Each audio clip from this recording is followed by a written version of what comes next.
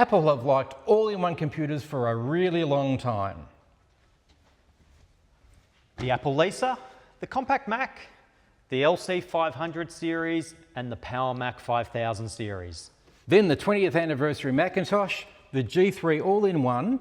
We spoke about this beastie last episode, the iMac G3, and today we're going to talk about the iMac G4. Is it revolutionary or is it just weird?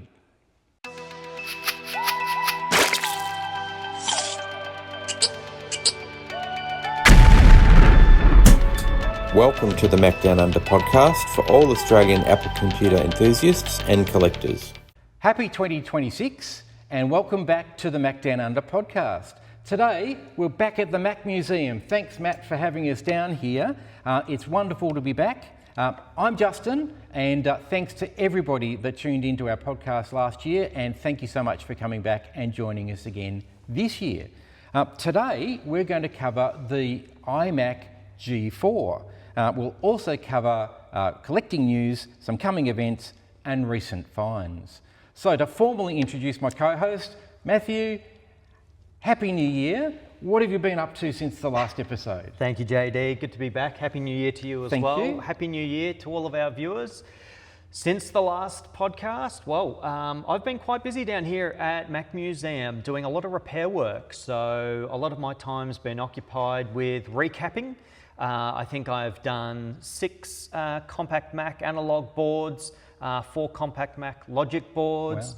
I've also re-lubricated a lot of floppy drives and built out a few more kits that are available here at the Mac Museum store. All that soldering, your fingers look intact? They're still here, yes, that's right. So I was blessed with a lovely Christmas gift as well from my brother-in-law, which has assisted with some of the repair and restoration work too, which was fantastic. So I was very grateful for that. And apart from that, JD, just taking time to recharge the batteries in readiness for another big year, which I'm looking forward to. What about you, JD? What have you been up to? Fantastic. Yes, absolutely recharging the batteries this summer.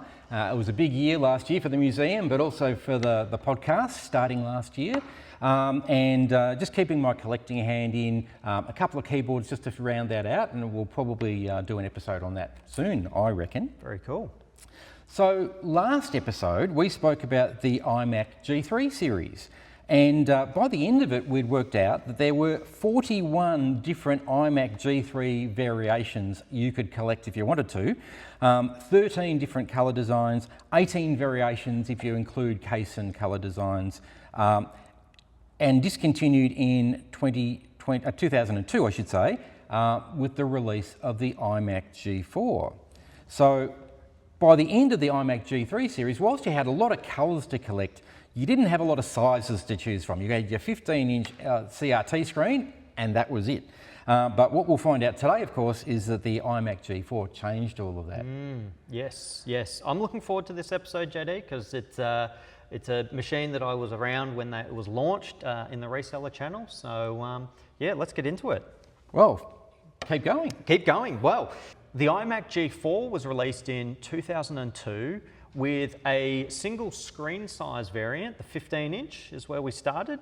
And a couple of little tidbits is that the iMac G4 was the first mass-marketed Apple computer targeted at the consumer market with an LCD screen.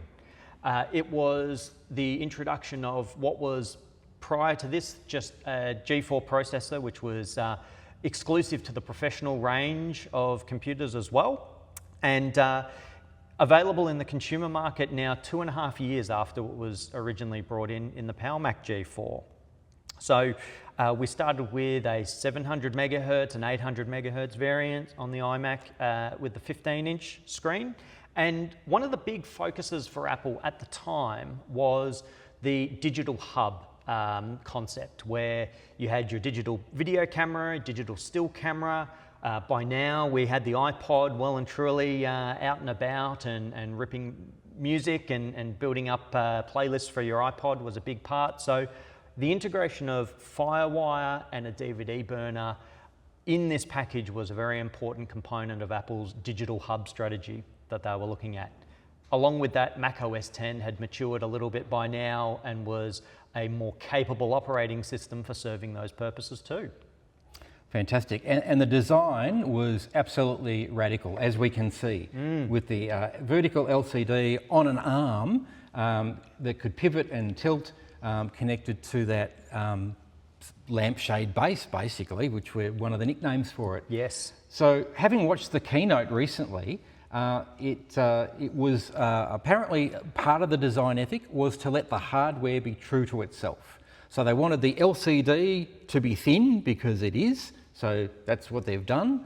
But in the keynote, they also said that the CD-ROM and DVD-ROM capabilities at the time didn't allow it to be loaded vertical. Now, I don't know how true that was, but that's what they said. And so they wanted to be able to load the CDs horizontally. And they said the same thing about hard disk drives. Again, I'm not sure that I really believe it, but the sales pitch was that let's let the hardware be true to itself. So let the media be horizontal and let the LCD screen be vertical. And in some of the reading that I've done, Steve Jobs said in one of the interviews that they really struggled with coming up with a design to actually be able to do all of that and still be, interesting and contemporary. And apparently, according to the interviews, Steve Jobs and Johnny Ives went to Steve's garden. They were sitting out trying to work out, how do we fix this? They saw a sunflower following the sun in the sky, and so, like a sunflower, be true to yourself, we get the iMac G4 in its form. Very cool. I think, look, on your point there, JD, important to say that it was such a radical design change from the iMac G3. And like our intro mentioned, that Apple, and in particular Steve Jobs, we would say, like the all-in-one form factors. So it's also, I think, really important just to mention that the iMac G4 is a bit of a standout when it comes to the all-in-one form factor, like we mentioned with the LCD on the stem there. But if we have a look what came after the iMac G4 as well, with the iMac G5, now mounting the CD and hard drive vertically again, so they must have had some improvements in technology there in a few years. But the iMac G5 form factor has essentially stayed the same that we're familiar with now, even with the M series iMacs. So the iMac G4 really is a standout in terms of its design in the iMac lineage. And certainly, again, in the keynote, looking at it recently, they made a big deal of the fact that it was revolutionary in design, which it was. It was definitely different, and that this was going to set the industry benchmark for the next 10 years. Now, what we know, of course, it actually only lasted 2.5 years before the G5 vertical machine came out, but that was their idea back in 2002. Wow. And of course, if we look back not too far before the iMac G4, is that we had the G4 Cube, which, maybe that was a bit of a test case for the very compact all-in-one machine that was put together with the base that we've got with the iMac G4. So we don't know what went on behind when the Cube was being discussed in terms of iMac development, but I think it's just worthy to note that. All right, JD, well, let's have a quick talk about the price of the iMac G4 at launch and what it came with. So for $2,995, you got your 15-inch iMac G4 with the new matching white Pro keyboard and Pro mouse in white as well. And for spending a little bit more, you could move up to the higher spec iMac G4s, again, still only in 15-inch, and you'd also get the Pro speakers in white, which are included as well.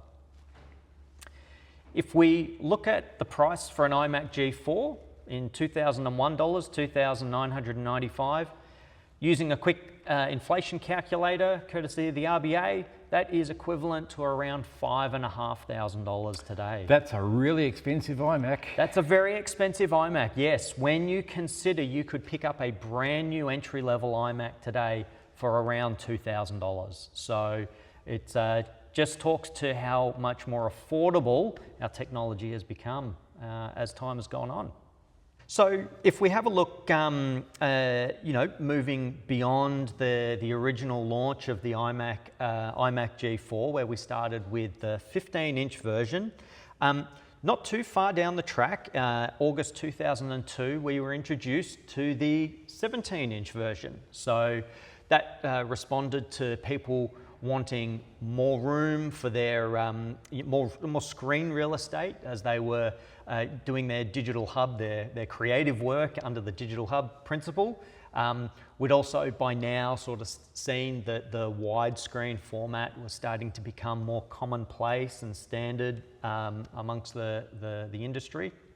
And the iMac G4 was very much just a new form factor, of course, in terms of the new screen size that we had, but for the most part, the specification remained very similar until early 2003, where we first saw our major revision to the iMac G4 series.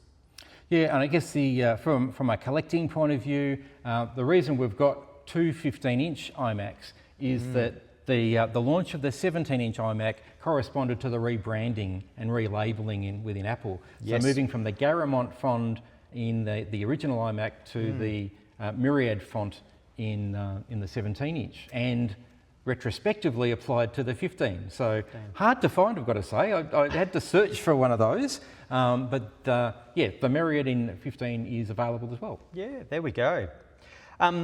A little further down the track, about a year later again, Apple further made an update to the range with some speed bumps. Across the journey of the iMac G4, we started to see the Super Drive coming from a high-end only specification that started to filter down into other various models.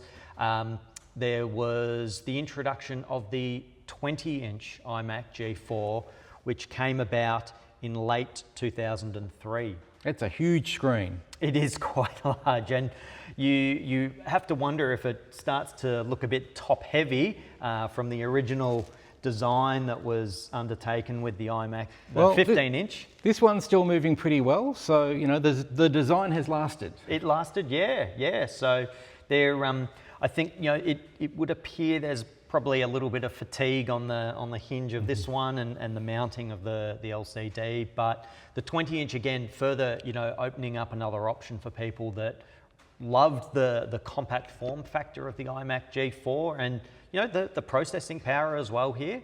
By now we had the iMac, the G5 was introduced to Apple's range.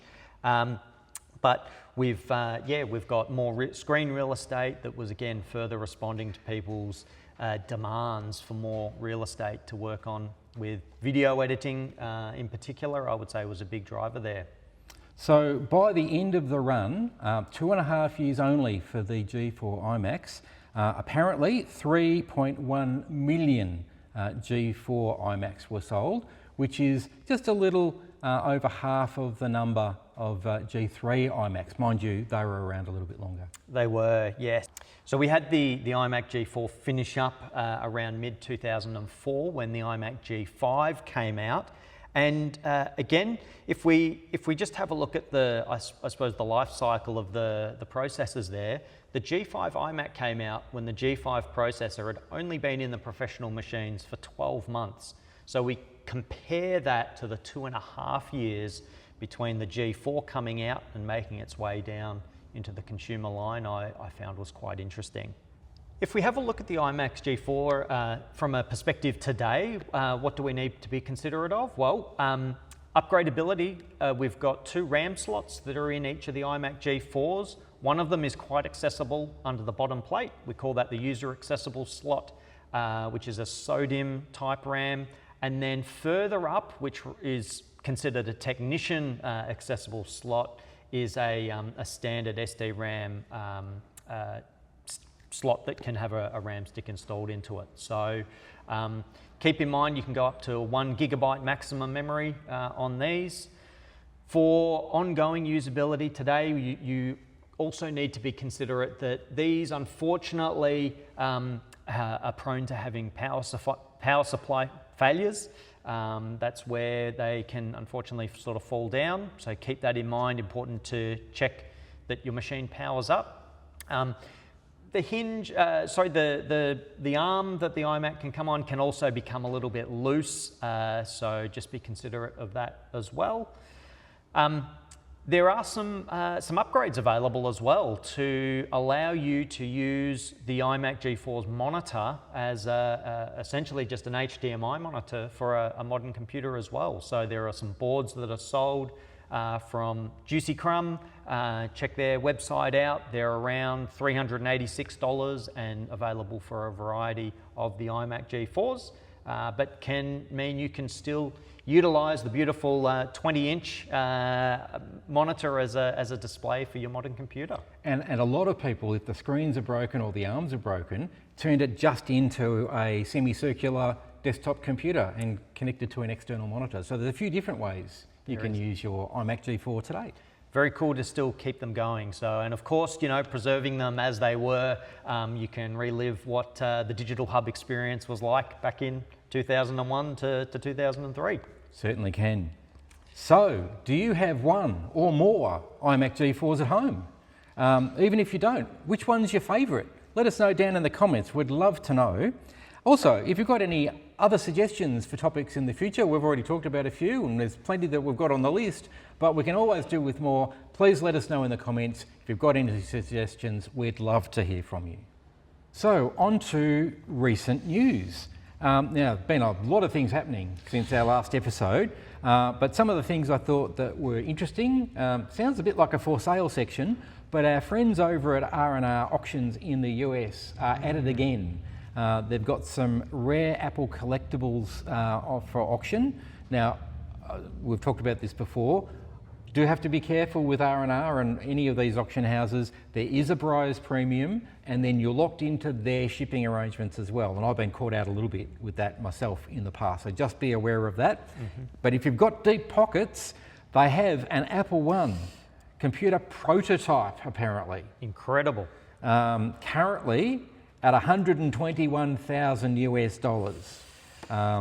The next bid's at 133. If you've got deep pockets, how's the Mac Museum's budget going? I would love to have that on display here at Mac Museum, but I think I'm going to have to give this one a miss. That would be brilliant, wouldn't it? They've got many other things, but just some other examples. There's a ventless Apple II. So this is the original Apple II series. There was only a handful, I think, maybe 50 in the first series. Someone will correct me in the comments, I'm sure. But the ventless one is the one to have. So currently at $5,000 US. The equivalent of an iMac G4. Well, no, not in US dollars, but yes, a lot more affordable than the prototype. I would love to have one of these. In fact, I'd love to just have a Rev Zero motherboard machine, to be honest. Although they do have a few of those. I'm not going to go through all of them. Moving on, the next one I thought was of interest was a complete Apple III system. With Apple III monitor, the profile, and the Apple III dedicated disk drive.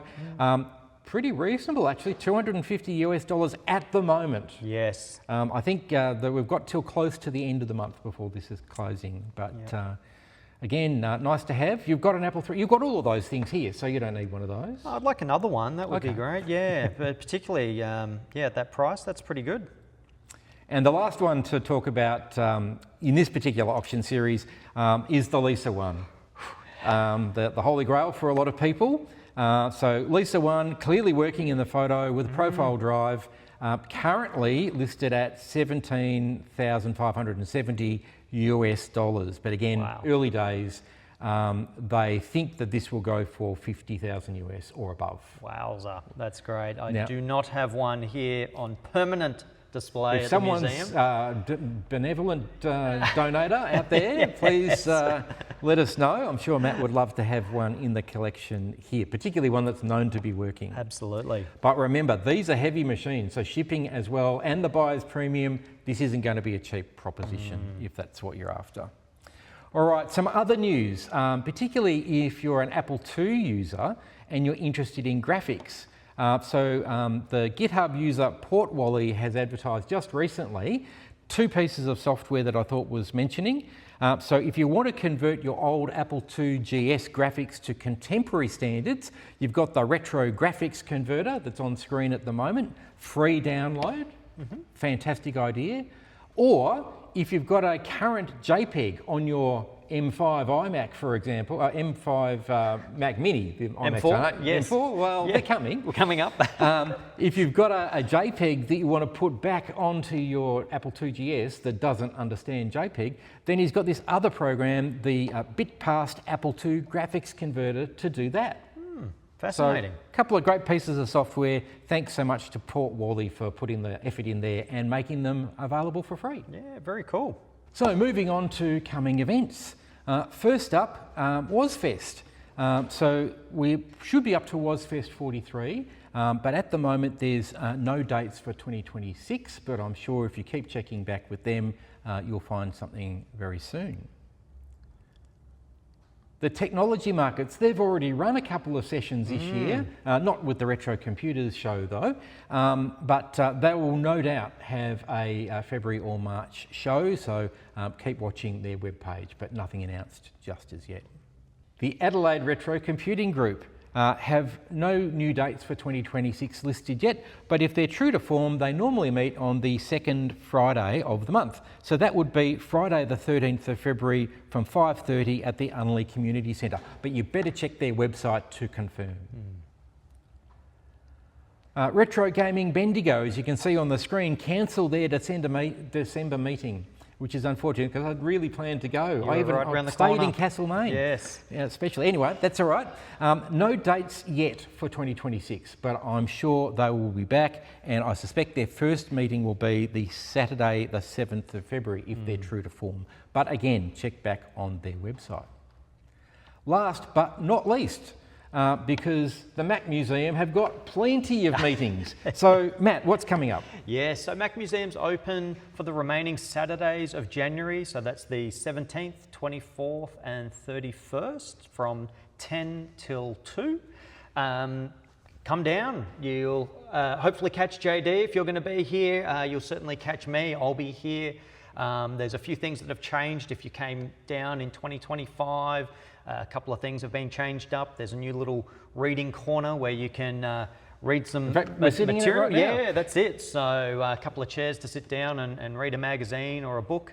Yeah, aside from that, there's also some great stuff you can purchase in the Mac Museum store, some Apple marketing and promotional material.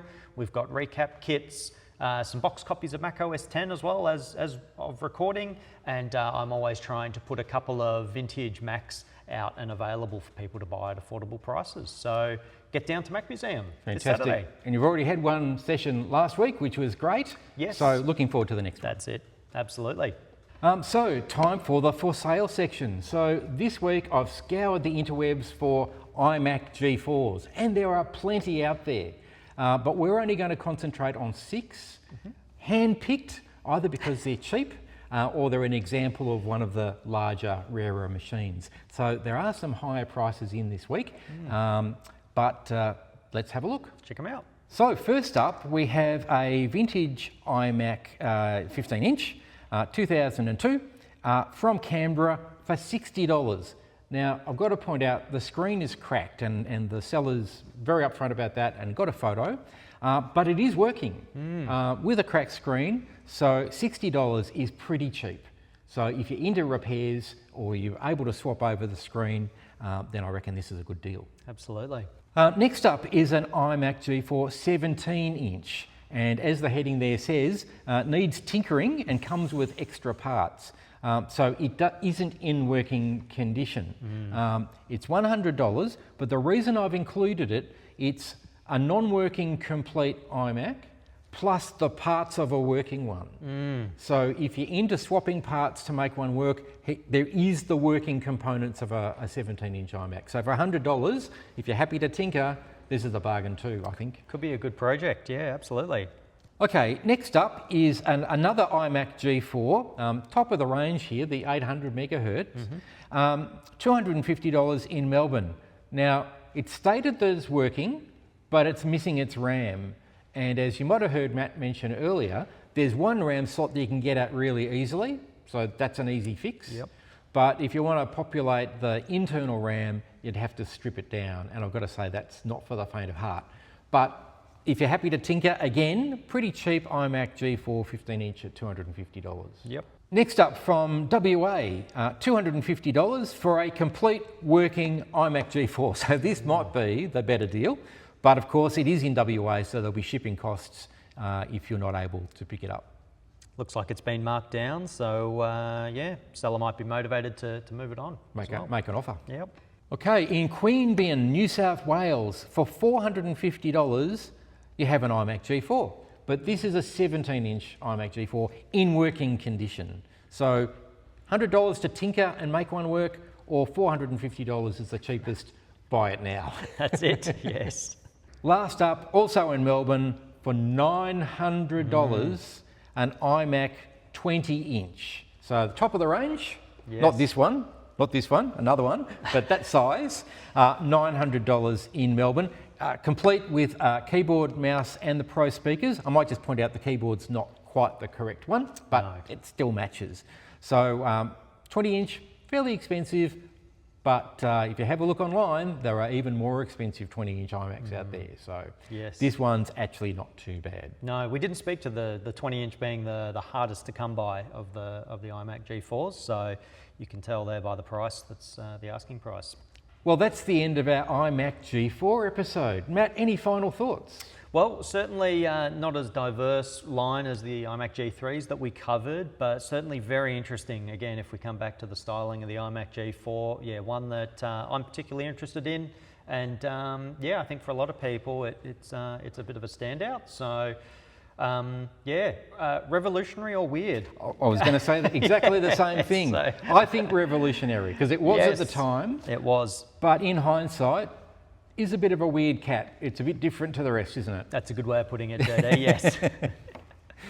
Well, what are your thoughts? Have you got an iMac G4? Let us know. What's your favourite one? Let us know down in the comments. If you've got any suggestions for future episodes, let us know down in the comments as well. I'll be down here at the Mac Museum this coming Saturday with Matt and everybody else that comes along, the regulars. I'll probably be just a fraction late, but starts at 10, goes till 2, and it'll be for the rest of January. Hopefully we'll see you down here. We'll also have another episode of the podcast next week. Don't quite know what the subject will be yet. No. Maybe the keyboards, we'll see. Yes. Maybe. But don't miss out. Make sure you like this video and subscribe so you don't miss out on future episodes. Thanks for joining us. Take care until next time. See you later. Thank you for joining the Macdownunder Podcast. Don't forget to like and subscribe, and we'll see you again soon.